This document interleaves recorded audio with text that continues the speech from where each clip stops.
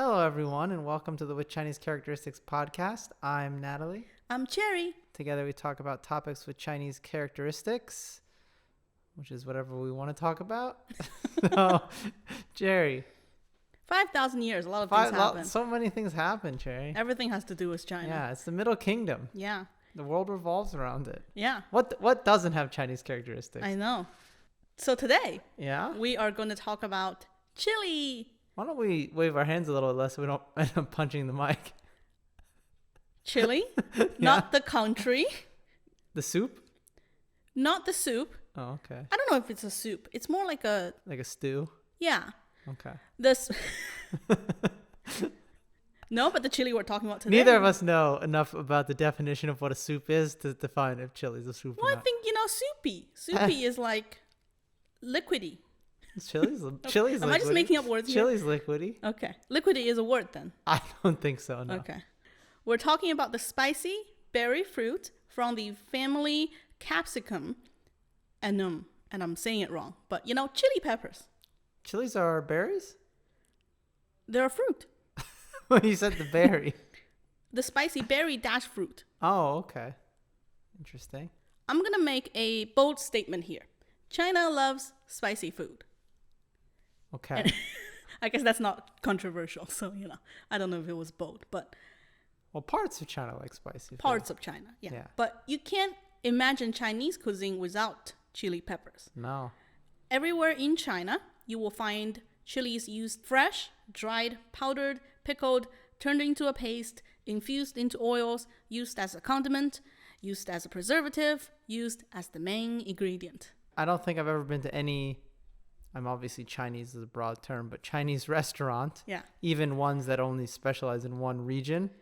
They will have one spicy dish that has on not the had menu. at least one spicy item on the menu. Yeah. Yeah.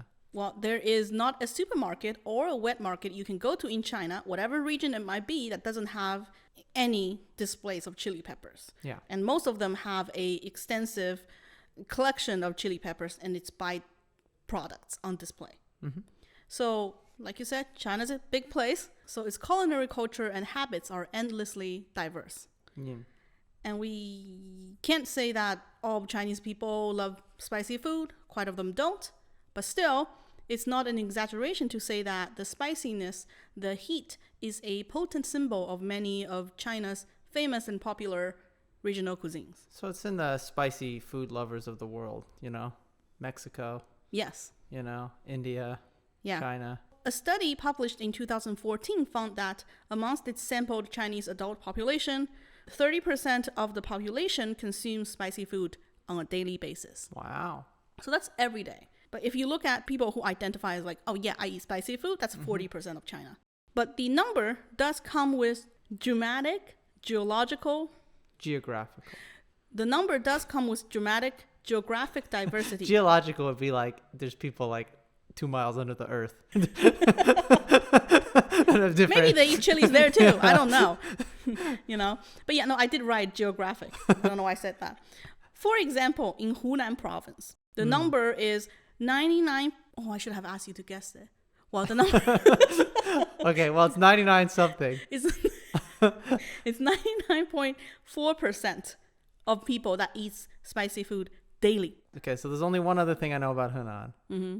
And that's where Mao's from. That is, yeah. Actually, I swear Zhou Guofeng, the... Zhang Guofan? Yeah, the guy... Zheng Guofan, sorry. Zheng Guofan, who fought the Taiping Rebellion. Well, he's going to show up. Oh, okay. In our episode today. So yeah, so it's basically everyone there. It's a way of life. But in Zhejiang province, which is a coastal province, you can guess this one. What percentage of people do you think, says that they eat spicy food daily? I'm trying to think, do Cantonese people like spicy food? No. Yeah, so I'm going to say...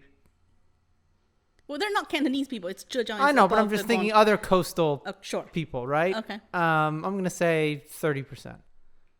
You're wrong. Oh, okay. It's 2.7%. Eat spicy food single digits. Every day? Yeah. Wow, okay. So it's very different region by region. Yeah. So we're not trying to group all Chinese people into one, as much as my government tries to do that.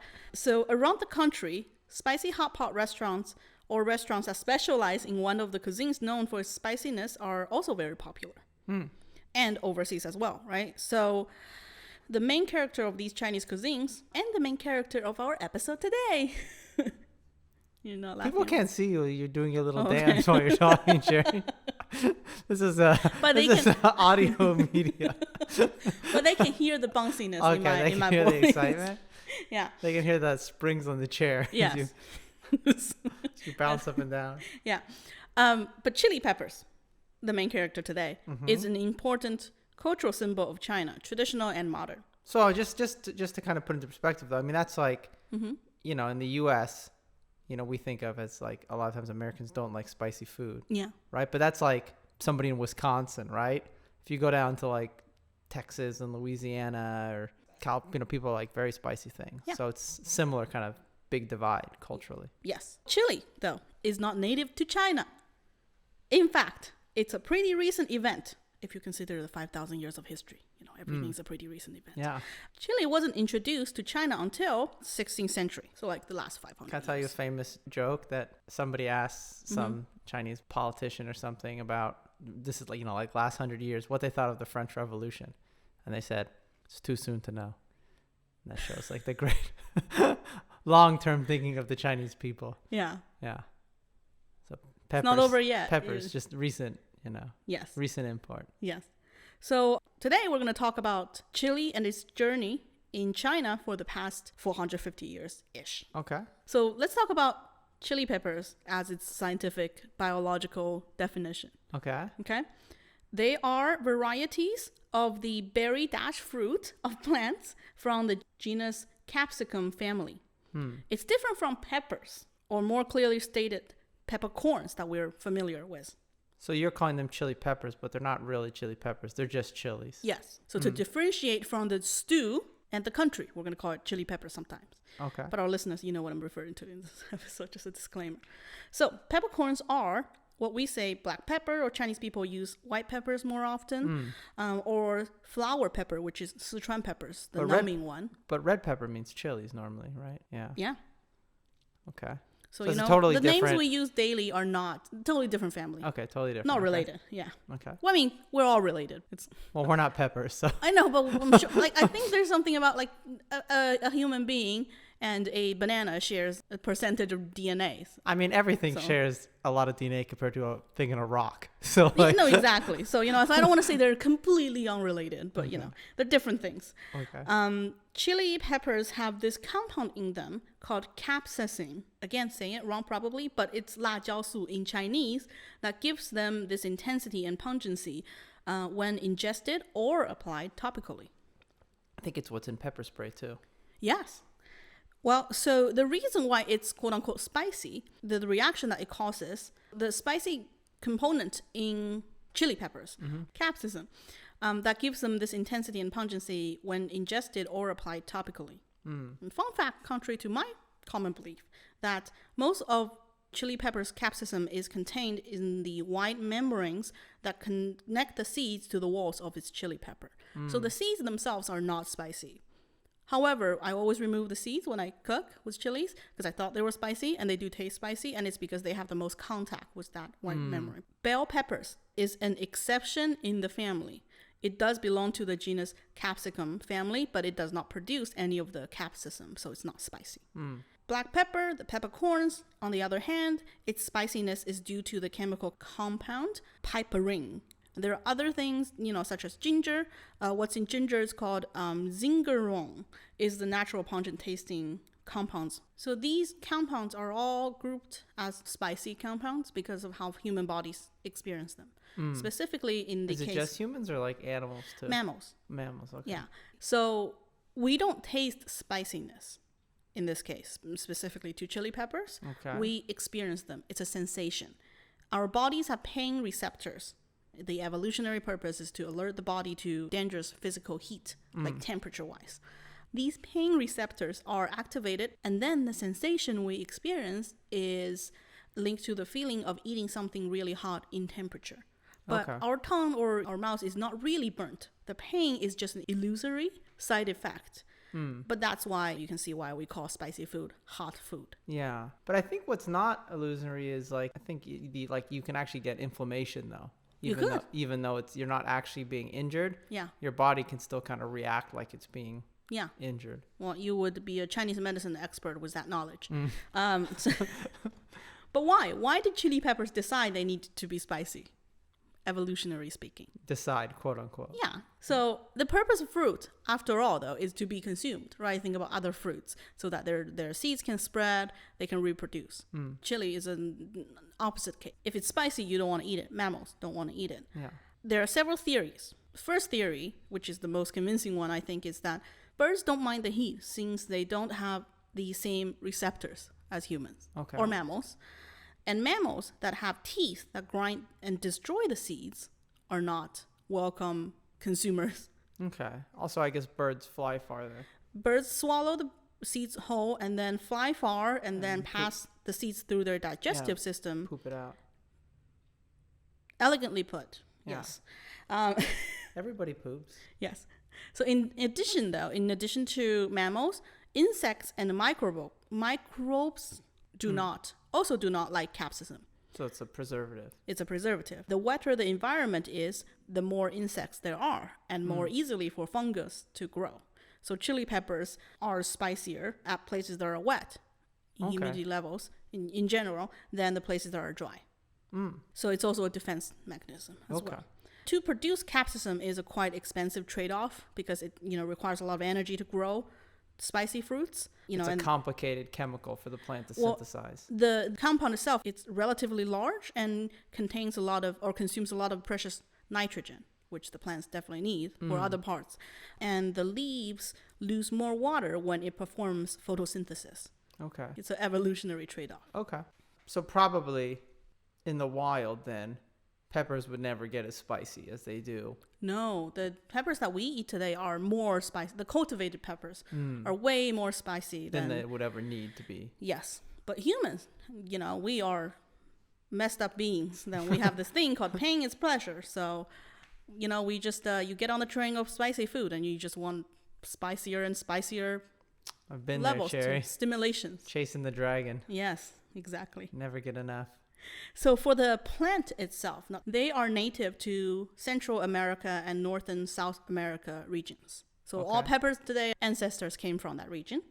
And like many other famous American crops, or the Eurocentric way of calling them New World crops, corn, potatoes, tomatoes, peanuts, pumpkins, and so on, all originated from there and spread around the world after the Columbus exchange. Columbian exchange. Columbian exchange. I guess it's the Columbus exchange too. So specifically, chili peppers originated in current-day Bolivia, and the first evidence of them being cultivated by humans are in Mexico, and they have been part of the human diet since about 70,500 BC. Okay. And in the 15th century, when Columbus arrived at the Caribbean, he and his crews encountered chili, and they called them peppers because they tasted spicy. Peppercorns, black peppercorns were familiar to Europeans. Wait, so they were from Bolivia, but they'd already spread across the Caribbean. Oh, okay. Guess, yeah. On their own. But not other continents. Yeah. So the Columbian exchange, the European trade and expansion brought chili peppers to other regions of the world from there. In 1494, Spain received chilies first. However, they were not immediately popular as food items, even though Columbus himself had recorded about chili, quote, "None of the people eat without it, for they find it very healthy," quote. So it was clear that from its origin, Columbus had, quote unquote, discovered it. He knew it was a food item. But when it got to Spain, chili was more used as a decorative plant first. Okay. Same for when they arrived in China later.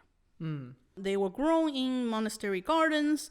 Their beauty was to be appreciated, not their just taste. because they have the bright red berries and stuff? Okay.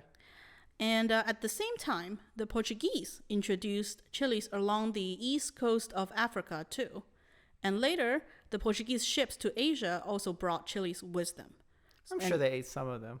I'm sure they ate some, but on paper. Can you imagine when they wrote it down, they're like, oh, they're pretty. Some monk in Spain, dude. I'm sure they've tried it. You got to try this. Yeah. This is great. It's a legal drug. Yeah. I don't think there wasn't really the concept of. I guess illegal drugs weren't a thing in whenever the 16th century. Yeah. Yeah. We should know. We did the opium episode. Then chili spread to India, to Southeast Asia by the mid-16th century. And in terms of China, the first Portuguese merchant arrived in southern China in 1514 during the Ming Dynasty. And they were quite aggressive. For example, they built a fort without permission from the Chinese government. They enslaved Chinese people to work for them. And the Ming government, as a result, banned them from trading in China. So I think we got to do an episode on that. But obviously, that didn't stop them, if history taught us anything. That just meant more illegal trade. Yeah. So, so they continued to conduct trade in China in a few ports along the coast of the southeast coast. In 1554, though, official trade relationships between China and Portugal started. And only 3 years later, 1557, Macau was leased to Portugal as a trading post. So trading activities was going on at this time. And then the Spanish trading ships also went around Asia and Southeast Asia starting the early 16th century. And what's interesting is that by the end of the 16th century, Chinese merchants conducted a lot of trade in Southeast Asia regions, even though it was illegal for them to be travel abroad, because there was an official travel ban by the Chinese government since 1372. But again, just meant more illegal traveling, illegal smuggling, piracy, well, what some and of all sorts of activities. What some of that stuff means then is like, if you do it, you just like, now you can't go back. So then you form enclaves abroad, like in Singapore, you need a base, Malaysia, and you put down some roots, maybe even, so that even way encouraged and drove people out. This is when the McCartney expedition in the 1790s went to go see the emperor. They mentioned that like every port they stopped in on the way to China, there was like huge Chinese enclaves, and like 95% of the traffic was Chinese ships in the region. Even though, technically they weren't supposed to be doing it. Well, in Southeast Asia at that time, amongst all the outsiders in popular trading ports, China was the biggest population. It's not a new thing. Chinese people in places like Singapore or Malaysian Chinese or whatever. It's very old. Specifically between Indonesia, Malaya, the Philippines, and China, Chinese merchants and Chinese crews were everywhere. They worked on the ships, they traded, they were integrated in the trading business. So it was very likely that many Chinese people, especially Fujianese merchants and sailors, have encountered chili when they were overseas and then brought them back to China. There are more than one ways that chili had gotten to China. And it's a pretty hardy plant, It's a hardy plant, yeah. Another possible point of entry from chilies into China was up north from Korea to northeast China. In this area, it was most likely that Chinese farmers learned about growing chilies from the farmers and traders in North Korea today. Joseon. Yes. So we know chili was introduced to Korea from Japan by Portuguese traders as well. So it all goes back to the Europeans and the New World. America, sorry. That's all we have to say. Should we start a thing that eating chilies means you're an imperialist? Yeah. Boycott chilies. Yeah, boycott chilies as a legacy of imperialism. Yet another point of entry, there's so many, was Taiwan. Interestingly, Taiwan is a special case here because when chili entered into China from the previous two routes, they were commonly named as peppers. But like foreign peppers, sea peppers, barbarian peppers. Because just like what Columbus thought this was spicy and close to the taste of peppercorns, Chinese people also already had black peppers traded from the what's that direction? West. Well, I mean, because we got I'm sure the viewers are really gonna be able to see like with your hand shape. I don't know, but just as Columbus thought it was spicy, like black peppercorns, Chinese people also already knew black peppercorns from the late Silk Road trade, and we have indigenous Sichuan peppercorns as well. And you have spiciness, ginger and horseradish and cumin and So all these were pungent and spicy. So the chili peppers were named as such to refer to the spiciness because that's what was familiar to them. However, in Taiwan, it's not called foreign peppers; it's called foreign ginger. Because Taiwan did not have Sichuan peppers or use much black peppers in their cuisine. And ginger was the dominant source of spiciness. And ginger was native to southern China and grows in subtropical and tropical climates, such as Taiwan. And I should specify here, the records we can find today are from the perspectives of the mainland government. In 1747, Qianlong Emperor's time, Qing Dynasty, government records on Taiwan reported that, and this is my translation, quote, foreign ginger came from Holland. Spicy, foreigners eat it with the shell/wall. We call it foreign pepper on the mainland. So from that, we know that they knew it was the same plant. Yeah. Foreign ginger, foreign pepper, same thing. But it seems to independently have come to Taiwan. Yes. But the word foreign here is also special because at the time, when the official records mentioned Dutch people, they commonly called them the red hairs. So, but when the records mentioned the indigenous Taiwanese people, they called them the foreigners. The 番人 in Chinese. So there was this otherness to it. And the other people are not just the Dutch people, but also the indigenous people who lived in Taiwan. The Han people are our people. The indigenous people are their people. And the Dutch people are the red hair. Also other people, but they're the red hair. We have names for them now. But they're beyond foreigners. They're Jerry. beyond foreigners. That's like they're like orcs or something, or or goblins, right? Oh my God. Yeah. When the Chinese government talks about foreigners, they mean like Koreans. Yeah. You know what I mean? Or Vietnamese. or Taiwanese. Yeah. British people come over and it's like barbarians. Yeah. It's like, okay. Yeah. They're like centaurs or something, With the official record showing by 1747, the indigenous people of Taiwan had already obtained chilies from the foreigner, the barbarians. The red hairs. The red hairs. And Han people living in the region or immigrated to the region likely adopted the use of chili peppers from the indigenous Taiwanese people. In the Minnan dialect, pepper is still called the foreign ginger today, based on my Google search. So our listeners, if you speak Minnan dialect, let me know if that's still accurate or not. And Minnan dialect is not the indigenous Taiwan dialect. It's the dialect of the immigrants in the region. Lots of languages in China. For now. Exactly. Oh, no. Okay, well, we'll get to that. So back to the mainland. China, Guangzhou and Ningbo were the two main ports in the southeast coast. Almost all trails of chili peppers in mainland China can be traced back to these two ports. However, one might wonder, how come Chinese coastal regions did not embrace chili peppers as much as the inland provinces, right? Sichuan province, Hunan province, Shanxi province, none of them near the coast. Yeah, and those were the stats you said earlier. Even to this day, yeah, it's like 30 times more likely to be eating peppers.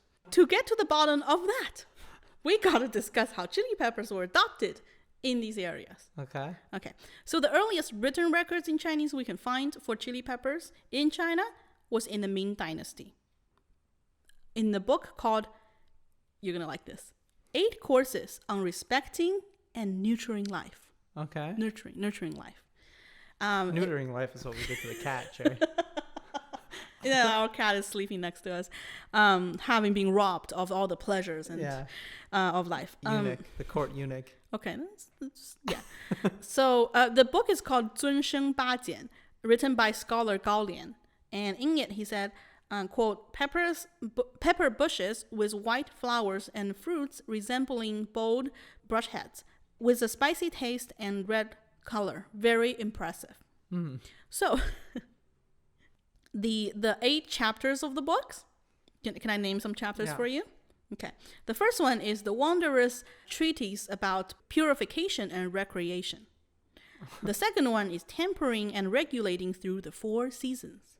This is like a do-it-yourself health book. Yeah, exactly. Okay. Yeah. And the third one is joy and pleasure on rising and dueling. Like rising as in the morning, dueling at the night. Oh, okay. Like going to sleep. So saying have a good sleep schedule. Yeah. Okay. But like your day, how your day's schedule and routines go. And the fourth one is called prolonging life and preventing diseases. The fifth one is drinking and food. But pepper was not listed. Chili peppers was not listed in this chapter. It was listed in the next chapter called On Pure Enjoyment of Cultured Idleness. I know this is a silly translation, but really it meant like art collection, gardening, all these like non-official business in life that you as a scholar enjoys on your vast Opium. free time, you know, because it's not that much work to be a government official. I don't know. Yeah. Little opium. Yeah. Opium den, you know, garden. So Video games. yeah. The seventh is mysterious arcane elixirs and medicines. The last one is on remote wanderings beyond the mundane. You know, like what's beyond the rank and office, basically. Yeah. Anyways, so chili was not recorded in the food chapter. It was recorded in the cultured idleness chapter, and it was seen as an exotic plant to be included in a Jiangnan scholar's garden for its beauty. Okay. And Jiangnan literally means south of the Yangtze River. And that was the area in China, with, you know, all the coastal provinces and its non-spicy food eating culture. So they just thought it as a nice looking plant. Yeah. Okay. And chili showed up a few times after that in various books, but all about gardening and flowers. It wasn't until 1721 in the Qing Dynasty we see chili peppers listed in written records, in fact government records, to be a condiment to be used in food and cooking. The record said sea pepper, folksy name spicy fire. That's the spicy fire is the folksy name of it, apparently. And then it said the ethnic groups Tu and Miao, they use it in place of salt. So two important takeaways. One is that it was used in place of salt in cooking.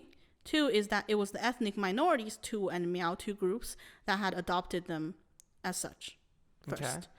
Okay. And because salt, I mean, you need salt to live. And you do. And I know China, the salt monopoly and the salt trade was huge money. The thing about salt in ancient China was that it was a state monopoly. So you need a license to sell it. The merchants are selected by the court. Salt tax is a huge part, and the license fee is a huge part of the government income. This is not to say that the government had total control on it. The salt smuggling was also big business. But smuggled or not, this meant that salt was expensive, and it was a hot commodity, and it was hard to come by in many regions of China. So was most of it like sea salt then, probably? Most of it was sea salt. However, the records that we mentioned, it was in the Guizhou province, south of Chongqing and Sichuan province. So this was an area where salt was hard to come by, and the nearby provinces had the source of salt that was called brine salt. So they got salt from like underground water that was salty I guess. Water. Yeah. Well, I know because in the translated Qing law codes, there's a section on tea smuggling. And it's basically just look at the salt section. The tea section is like same penalties for salt smuggling. Yeah. Because that was the thing. That was a big deal. And tea was just like a side note. Yeah. Well, the two main things are salt and iron. Oh, the monopolies? Yeah, state monopolies. Okay.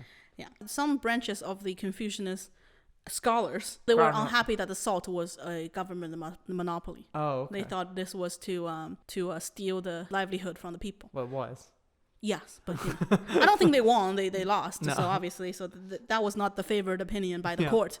So yeah, as a result, outside of the elite class, chili was most likely first adopted as a substitute for other flavorings, including salt.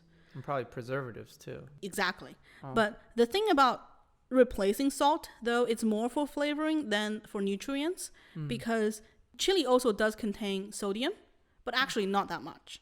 It's not a perfect replacement for salt, but chili does provide many other nutrients, such as vitamins, that are hard to come by, especially if you live in a mountainous area in China. So the real replacement for salt in these areas was ash salt, which you got from burning plants. And then the ashes that remains has lots of sodium and other salt elements in it. I think they still make that in some parts of Africa. They like cut reeds and stuff and they make salt out of it. Yeah. Nowadays, like you know how white bread used to be for rich people, and now it's considered a low class food. Well, now in places like Africa where they make ash salt, like ash salt and stuff from burning plants, it's like a delicacy and it's exported globally, right? Because you can get salt from a mine. Oh wow. Or from the sea anywhere. Okay. Right? Yeah. But so now. But ash salt becomes a like exotic. Yeah, exotic cultured thing. Yeah. When it was really because peasants couldn't afford regular salt back in the day. Yeah. Yeah. Interesting. Yeah, so chilies grew easily compared to like black pepper or Sichuan pepper, which require more space and energy to cultivate and grow. And it's like, the plant is prickly. You need a field for it. I think you have to like dry the pepper. You have to dry the pepper. It's lots of processing, Yeah. right? But chili, it's easy to dry it. You can use it fresh. Yeah. It keeps long too. Makes lots of seeds. You can plant more. Lots of seeds. Yeah. You have one in your backyard garden. We even have some on our balcony. Yeah. Hopefully they grow fruits this year. We'll see. We'll see. Yeah. Well, they're supposedly easy to grow, according to these. The coastal line and areas in China where the economy was more developed, the more choices there are in terms of condiments, flavorings, and side dishes. So that goes to major theory why how chili got really popular in areas where you don't have a lot of other options. In those areas, you need something flavorful to eat with the rice, the grains, the main source of nutrients that you have, right? Yeah. And so chili was an accessible option, so it got popular. Living next to the sea, you have, fishes, Salt. side dishes, salt, Yeah. everything. You have many options. This was 1721 when the first records of the ethnic minorities who used chilies instead of salt. But the thing about Chinese government records then and now is that they are often behind the realities a lot of times. Like pandas. Yes, exactly. We'll get to that. Oh, okay. Great minds think alike. Listen to our episode on pandas. Yes, we'll list it down below. So these records about chili came from the local gazettes. In ancient China, the common practice was that usually don't appoint a government official to a seat in their home province or town. Corruption, Yeah. So an important function of these local gazettes, local records, was to provide the government officials information about the, local customs, local culture. Like a little tourist book. Yes, exactly. So, but what So happened? you're going to Fujian. Yes, and here's what they do. Yeah. Yeah, here's what they eat. But the government records then, they are also written by the government officials. They're not written by the people. No. So what happened was that it was from their perspective, it was from their observation, Yeah. and it's not like they go out every day to be amongst the people. No, it's like a British colonial supervisor in In a India way, yeah. writing about like, oh, this is what the Indian people do. Yes. So even if chili peppers was already popular amongst the masses and it's an everyday item on the wet market, Yeah. the government official doesn't go to the wet market every day. Yeah. They might go every year, every other year, I don't know. Whenever they need to write a new record. And also it might be one of those things that like it's not popular in towns, right? Because like the towns probably have salt and they have Yeah. access to trade, but if you're living up on a mountain, Yes.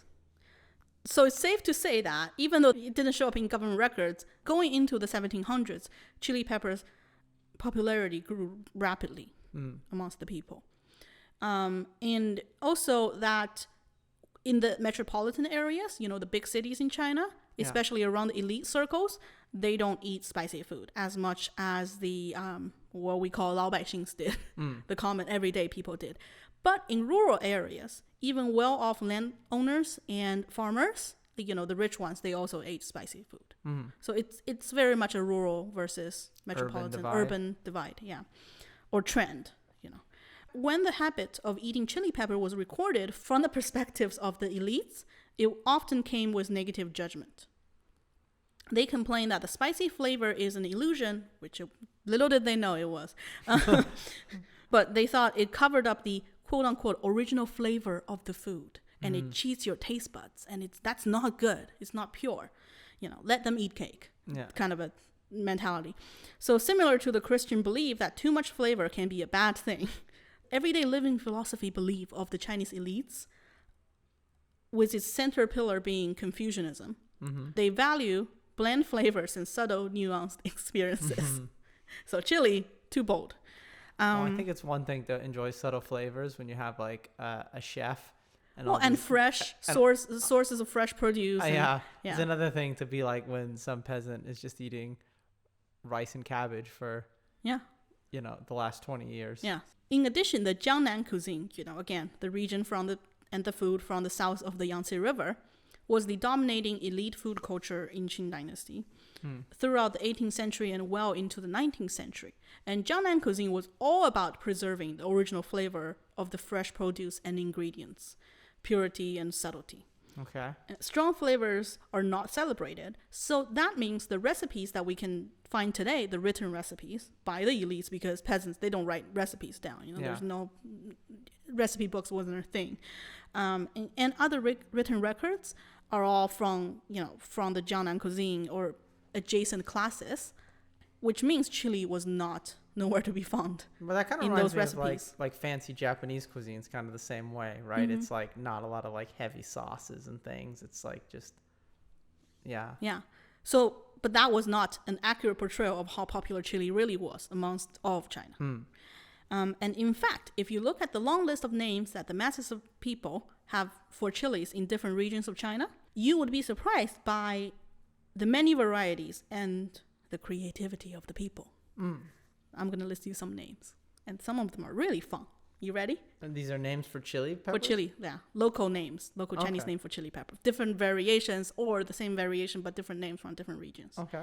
There is chicken heart pepper. Okay. There is chicken toe pepper.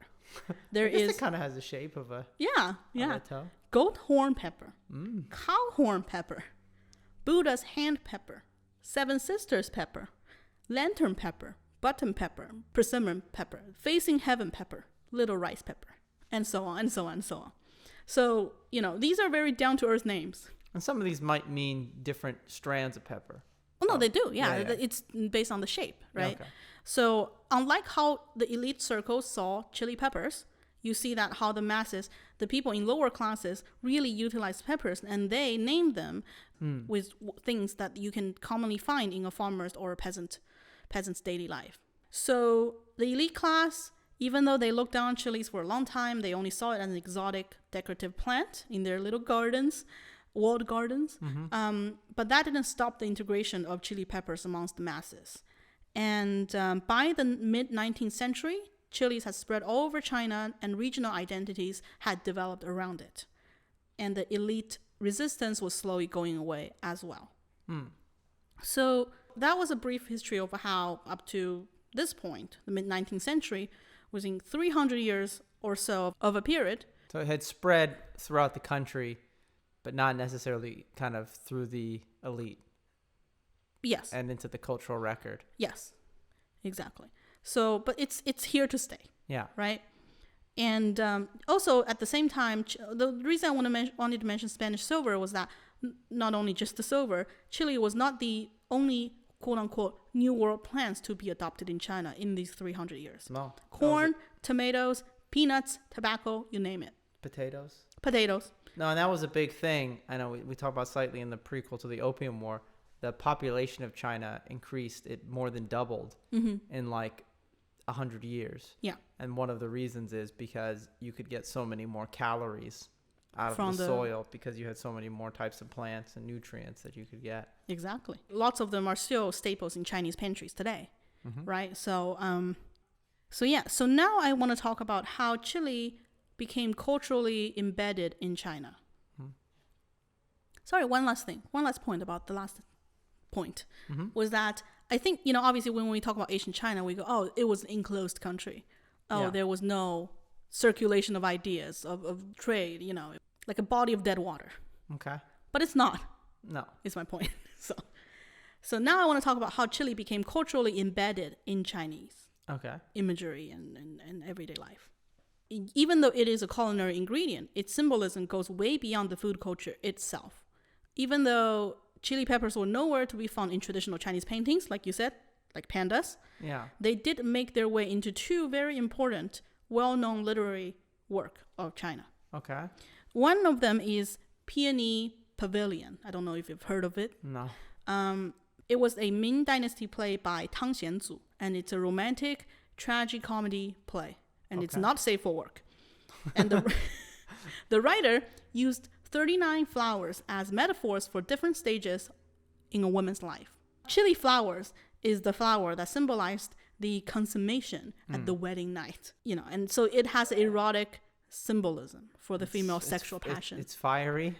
And in the book, Dreams of the Red Chamber, one book I'm going to try to get Natalie to read. Yeah. We want to do a read along side podcast where we read the 4 great works Yes. and then people can follow along. Yeah. like Journey to the West, The Water Margin, Water Margin, Dreams of the Red Chamber. And what's the last one? Romance of the Three Kingdoms. But we always have trouble finishing these podcasts on time. So. I know. And now he's the biggest fan of the Water Margins. I love the Water Margins. Yeah. What did you say to me? I wouldn't believe the number of dick jokes. Dick jokes in the Water Margin. Yeah, it's good. Okay, well, I've only read the children's version. Yeah. That probably had less. Yeah, but I'm gonna try to get you to read the Dreams of the Red Chamber. I think you might find that interesting. Anyways, one of my favorite characters in it, Wang Xifeng, was described as Chili Pepper Feng, a spicy girl. As she was someone very fierce, strong, and outspoken. And this motif, this image of the spicy girl continues into today. Every Chinese person knows the song, and I'm making a, again, generalized statement here, every Chinese person, but the song is called Spicy Girls, 辣妹子, and it was sang 3 times during the Chinese New Year celebration concert. You know, the one that broadcast to the whole nation on the eves of the Lunar New Year. The one that often has blackface in it? That, yes, more than one, so I guess I can't argue with the word often. But yeah, this song was featured in 1995, 1999, and 2009. Okay. The singer came from Hunan, one of the provinces known for its, I don't need to explain where Hunan is again. We've mentioned it like so many times. So, would you like a translation of the lyrics? Sure. Okay. Spicy girls from youth, unafraid of spice.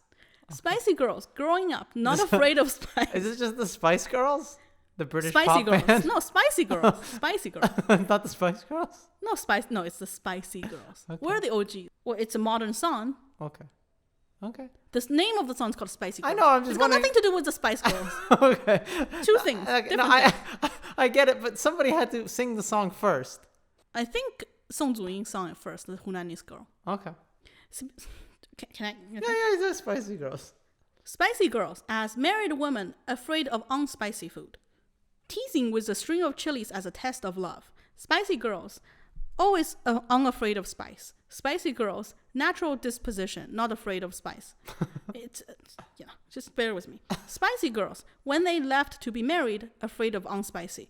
With a handful of chilies, speak their minds. Spicy girls are spicy, spicy girls are spicy. More lines of those. Even their sweat is spicy. Even their tears are spicy. Even their passion is spicy. Even their songs are spicy. Fierce, spicy, spicy. Their sons are spicy? Sons or songs? Their songs. Oh, they're singing? Yeah. Okay. Their songs are spicy. Okay. Spicy girls speak. Fierce, spicy, spicy. Spicy girls doings. Bold, spicy, spicy. Spicy girls interactions. Hot, spicy, spicy. Sounds like a new dish at Del Taco. And chilies go with them out in the world. Spicy girls are spicy. That's the lyrics. All right. Okay, I get it. Okay. They've got a theme. They're rolling with it. Yes. The translation came from the Chili Peppers in China Cultural Biography, the book, which I recommend. We'll list it down below. Okay. So spicy girls trope. It's a thing. Okay. And what's more, chili being very versatile, it is also a symbol of the revolutionary spirit in China. Because it's red? Well, because of Chairman Mao. Okay. The famous phrase, quote, without chili peppers there would be no revolution, quote, supposedly came from him, though it's not a direct quote. But, a lot of things that Mao supposedly said were not direct quotes. So, in Red Star Over China, my least favorite book that I have not read, quote, Edgar Snow described a conversation. So Red Star Over China, we talked about a couple of times, but it's during the Chinese Civil War, prior to World War II. Edgar Snow, who I think was a New York Times American journalist, went and snuck past the nationalist lines into the mountains of Yunnan to meet with Mao, and sort of, without questioning it much, wrote down Mao's version of his own life and his own philosophy, and then published it very sort of flatteringly in the West. Exactly. Well, tell me if it's still flattering after this. Okay. So one night in 1936, in communist base in the Shanxi province, he wrote, quote, One night after dinner, I heard him expand on a theory of pepper-loving people being revolutionaries. He first submitted his own province, Hunan, famous for the revolutionaries it had produced. Him. Really. Right? He's like, yeah, so I'm the hero. Then he listed Spain. And he wasn't that successful at that point. Well, that's like this house is famous for producing great podcasts. Us. Yeah. He was a believer. Yeah, he was a believer. You got to believe it yourself. Yeah, you got to believe yourself. That's Mao. You miss 100% of the shots you don't take. Exactly. Mao Zedong. Another non-direct quote. Well, that's from Wayne Gretzky, but Okay. he's a hockey player. But anyway. Okay. So anyway, then we're still in Edgar's quote here. Okay. Then he listed Spain, Mexico, Russia, and France to support his contention, but laughingly had to admit defeat when someone mentioned the well-known Italian love of red pepper and garlic. Russian people like pepper? Refutation of his theory. Okay. Not just the Russian, the French people, they also didn't eat spicy food. Okay. Yeah. So Mao really was just listing countries that he had heard of that had either like maybe a civil war or a revolution. Yeah. I wish I had his confidence And to they just must have just peppers say things. According to Edgar, he did admit his defeat though. So Mao's like, oh yeah, all these people, yeah. if they have spicy foods, they're revolutionary. Yeah. And then Edgar's What like, about the Italians? Yeah. Well, I guess you're right. So anyhow, Edgar is lucky that this conversation didn't happen in like the 1950s and the 100 Flowers movement. Yeah. Anyways, so Mao successfully linked chilies to revolutionary spirit, and this was a success in propaganda. And but it's partially also because, like you said, it is more of a common person's food, right? there was a proudness of peasantry. That's also part of his curated image, for sure. He embraced all things that came from the masses. He's not an elite. I mean, he is. He was well, yeah, born. no, but that's the image. Yeah, I know. Mao is not actually a peasant. Well, he wasn't born into the high elite circle. No, you know, but he was born into a well-off. He was like a rich landowner's son. Yeah, exactly. So, and another note that is the revolutionary spirit here, it's obviously that it's violent, it's passionate, it's male-centric, you know, and it's from the male perspective. It's gendered. It's kind of dick-shaped. Exactly. But at the same time, though, the spicy girl trope is also gendered. So, you know, chili's very versatile. I don't know if Mao was big into the spicy girl trope. I think that... Well, you know, that's a new thing. So, another famous Hunan native, Zheng Guofan, a Chinese statesman and military general that you mentioned of the late Qing Dynasty. You know, he organized the Xiang army. Xiang also is another name for the Hunan province, to aid the Qing military to suppress the Taiping rebellion. So, you know, big name. He loved eating spicy food because he grew up in rural Hunan. But when he started his career as a court official, he realized that the elite class of China did not share his love of spicy food and chili peppers, even in the Hunan province's own official circles. And he was supposedly made fun of and ridiculed because of this, as it's a reflection of his origin from peasantry. So, you know, so Mao was very much like, no, this is great. I'm the man of the people. I'm not afraid to let people know that I eat spicy food.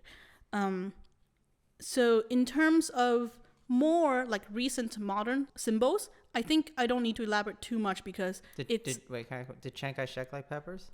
Not advertised, no, not really. Okay. See, the interesting thing is when I looked into it, because you asked me before the episode. Yeah.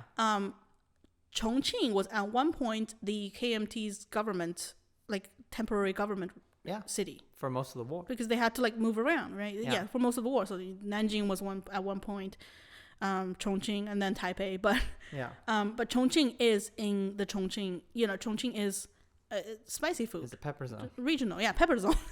So I don't know. Maybe he picked up eating spicy food there. I don't know. It's not advertised like Mao. It's not his identity, but it's Mao's identity. Chiang Kai-shek doesn't look like the kind of guy who would let loose and unbutton his shirt. No, he doesn't. He looks very like some peppers. Like, can you imagine him relaxing? I can't imagine Sam relaxing. He seems relaxed all the time. Like it looks like peppers. A cat.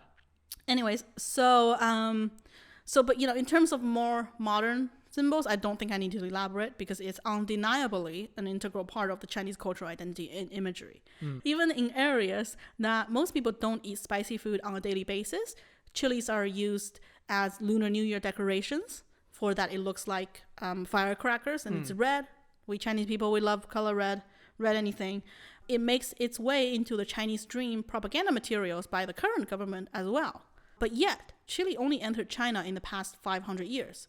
But it is seen as an authentic, integral part of Chinese culture in so many different aspects. So that begs the question of, what is authenticity? So are there like Chinese dramas about, I don't know, the Tang Dynasty, and there'll be peppers in it or something? I'm sure there will be, yeah. Well, I mean, the thing about Chinese historical dramas, they're not historically accurate, the majority of them. Yeah, that's true. So, it's all just, yeah. And let's talk about something, which is chilies in traditional Chinese medicine. Okay. And I am, what do you say? I'm a non-believer. Skeptic. No, I've made up my mind. Okay. Okay. You're an opponent. Yeah, I'm an opponent. So no, you're not just a non-believer. You think it's bad. Well, I think it's not beneficial. Yeah. And it hurts things. Okay. It has many downsides, including people's health. I'd agree with that. Yeah. So, but not everyone agrees with me. So, but let's just mention it. Let's just talk about it real quick, because I can't deny that it's a big part of Chinese culture, regardless of how I feel about it. Traditional Chinese medicine, TCM. Yeah.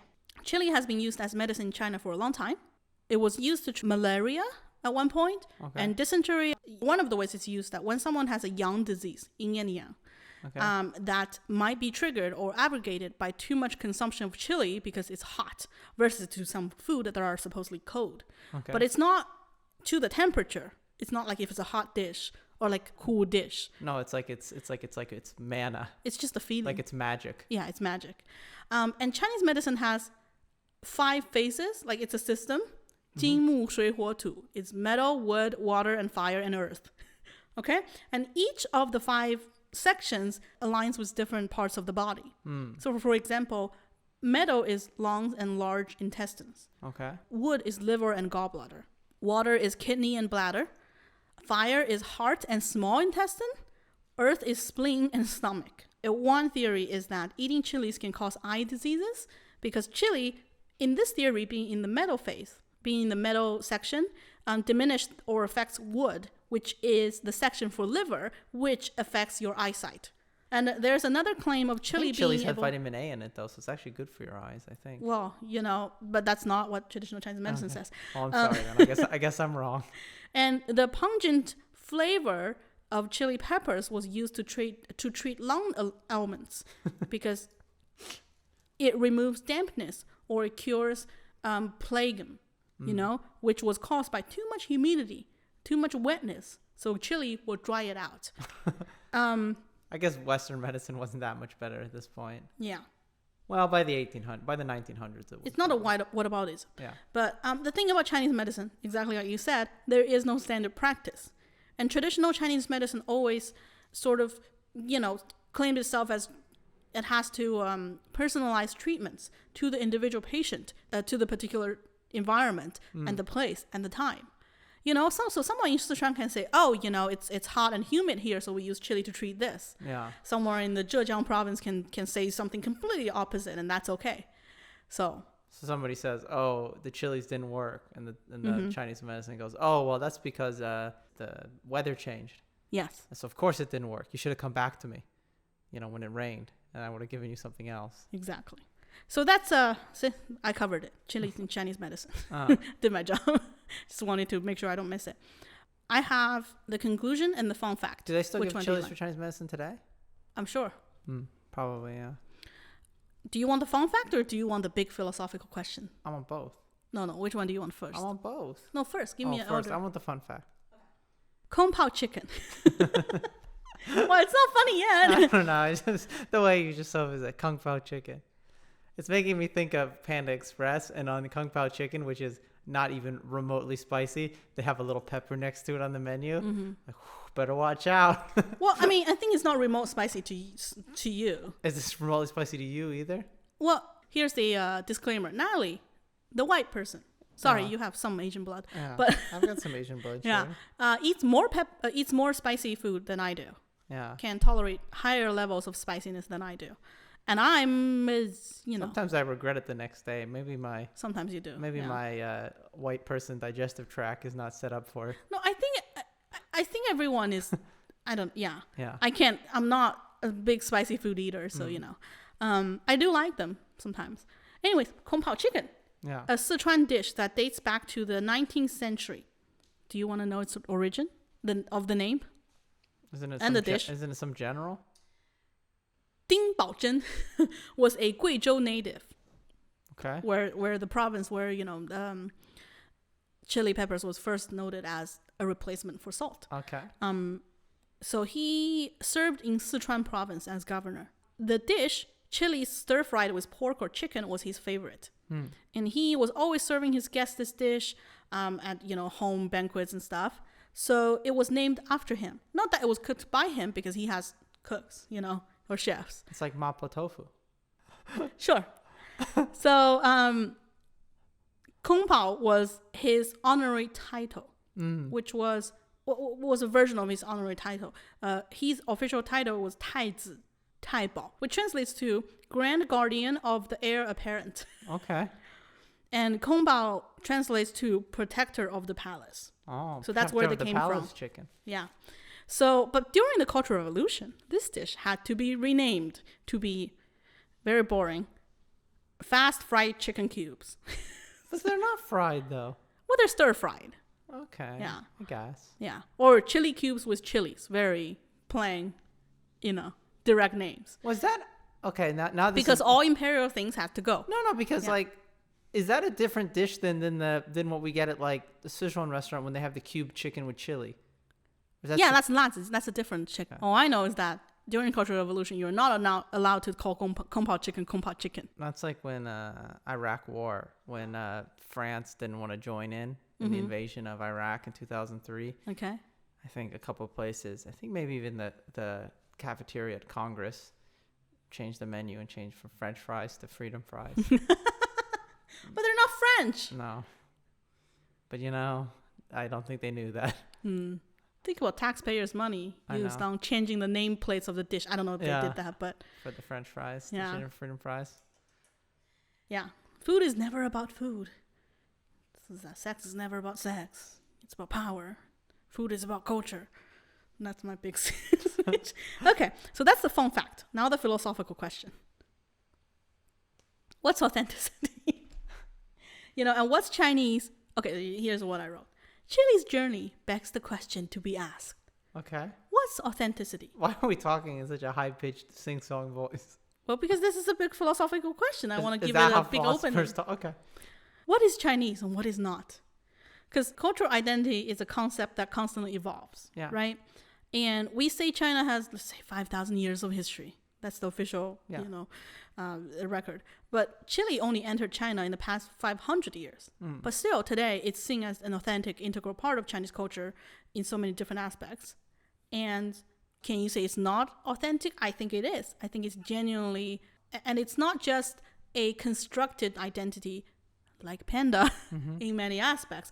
I think Chile, if anything, was more authentic than a cultural symbol like pandas. And the other thing is, China is a big place. Said plainly by me, its territory stretches from vast different types of geological conditions. There are deserts, there are rainforests, there are mountainous enclosed areas, there are the flat, fertile lands, So the coastal area might as well have a completely different cultural identity than the spice-loving inland provinces. And a different language. And a different language. Yeah. Oh, I think one thing I didn't mention is that in today's Sichuan dialect, and some areas around it, pepper is still called sea pepper. Chili pepper is still called sea pepper. It's referred to all spicy peppers, the spicy ones. Isn't it that Xi Jinping was like the first Chinese president who spoke just regular Mandarin, not a dialect? Yeah. Like who spoke good Mandarin, I think. It's like recognizable Mandarin. Yes, exactly. Yeah, and that was a big thing made by the Western media and China, right? So that was seen as, oh, wow, this is modern. This is this is New China. Yeah. Although then we realize we're all wrong. But in terms of Mandarin as the language, Yeah. it's not, first of all, there's Cantonese. Yeah. Second, there's many different dialects spoken by many different people in China and abroad. It's almost just like Europe or something. It's not a homogenous single identity type of a place. Yeah. Each region, each province, and each group of people have their own. Let's just say that it's one big garden, like the propaganda I've been taught since I was little, right? 52 flowers. 56 Oh, flowers. 56 flowers. Oh. 56 flowers. All grow happily and harmoniously in the garden together. But currently... But some flowers are more important, Cherry. Some flowers are more important. And currently, in the political landscape in China is that all the flowers must be trimmed down to the same height, must be cultivated into the same color, or be plucked out completely if you will not conform. Or they're all choking out under the shade of the one massive flower. Exactly. So from the history of how chili evolved in China, how it had multiple points of entry, not just one, how it was used different by different regions of people, how it had different names, how it is portrayed by, how it is seen differently by the elite class, by the masses. Yeah.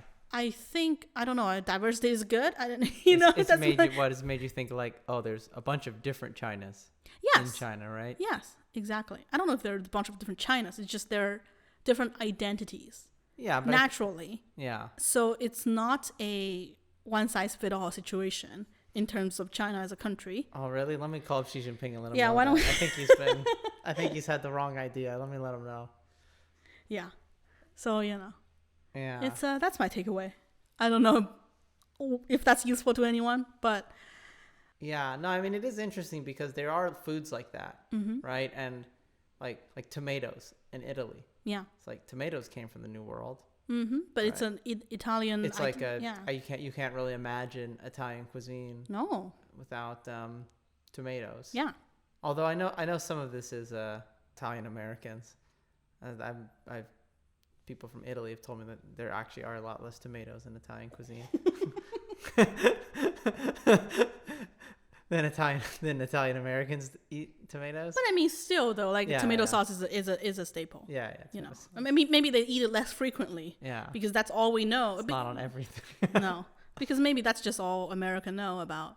Yeah. What America can comprehend about Italian cuisines, right? But the thing that really is interesting is that kind of divide, that kind of slight snobbiness about strong flavors. Yeah.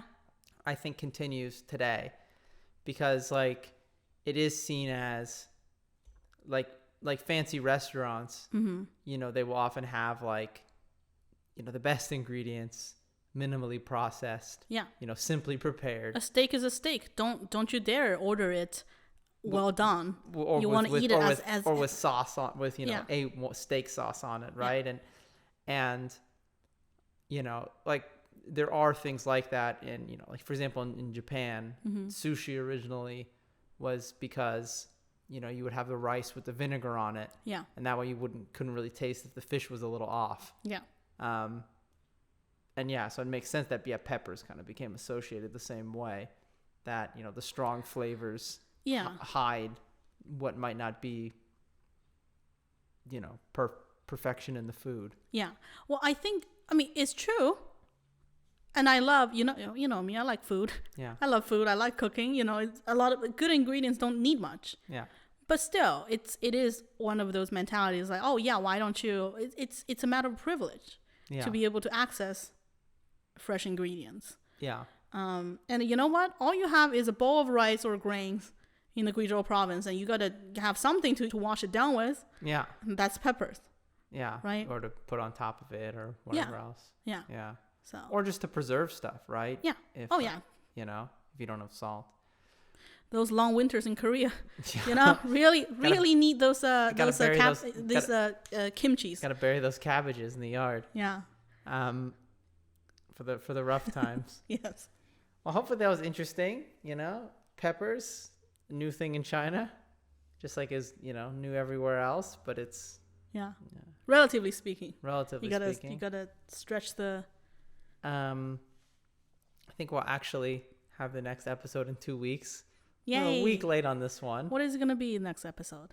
I'm gonna talk about more about the Opium War. Wow. Or the Arrow War. I'm sorry. Okay, the second Arrow Opium War. Yeah. So we're not done with the Opium War yet. Oh, we're not done with it, Cherry. Okay. I wanna complete the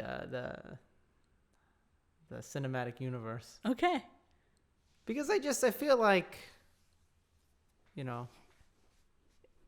people just assume it's like, oh, the British were trying to sell opium and the China didn't like it, and so they did a war to keep selling opium. And it's like, I mean, it is that, but it's also a lot more interesting than that, and it's a lot more complicated than that. And the Chinese government has a lot more agency in that process than that makes you think, right? Yeah.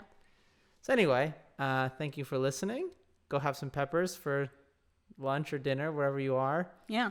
Maybe even if you not too much. There's too much of a good thing according to Chinese traditional true. You Chinese don't medicine. Break Chinese medicine, but try something new and have a nice day. See you next time.